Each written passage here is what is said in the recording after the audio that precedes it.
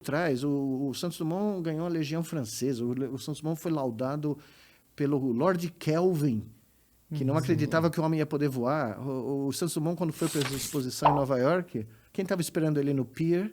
O Lord Kelvin, do Kelvin, Sim, da temperatura Kelvin, porque ele tinha instalado os cabos e telégrafos transoceânicos, tá?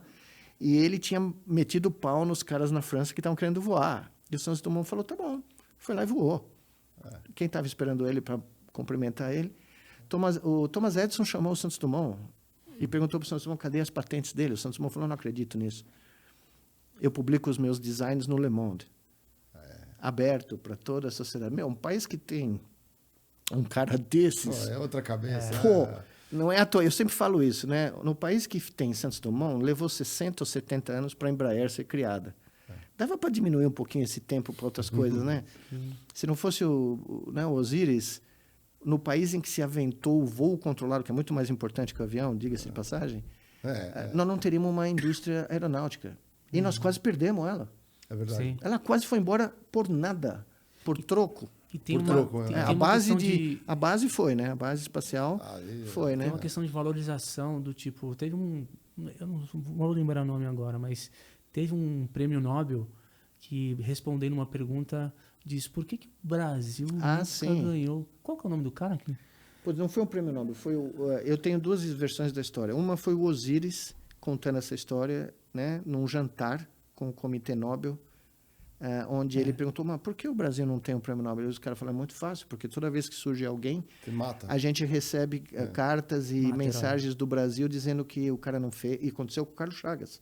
Eu ouvi isso lá, quando eu fui dar minha aula para o comitê do prêmio Nobel, eu ouvi deles lá. O Carlos Chagas, que descobriu a doença de Chagas, né? Descobriu a etiologia, o agente transmissor, descreveu clinicamente o que acontecia, fez a descrição clínica, e eu acho que anatomopatológica também da doença de Chagas, ele ia ganhar o prêmio Nobel nos anos 20. Só que aí, aparentemente, alguns médicos brasileiros, não sei de onde, eles não me contaram isso, começaram a escrever cartas para o Comitê Nobel dizendo que era tudo falso, que ele tinha falsificado tudo, que era mentira. E ele perdeu o prêmio Nobel. Meu Deus. Tá? Eu ouvi dos caras lá. A gente já detona a reputação e também não cria a cultura de valorizar nossos cientistas. Não, né? E veja... A gente prefere um jogador de futebol, é mais atraente. Não, eu até gosto de futebol, eu sou maluco por também, futebol, mas assim, veja, tem os seus limites, né?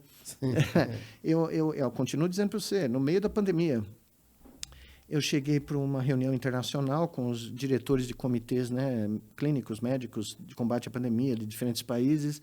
O cara lá da Inglaterra reclamando que ele só tinha 1 milhão de libras por dia para lidar com o comitê dele, que não dava. Ele falou, quanto vocês têm no meu comitê? Eu falei, 0.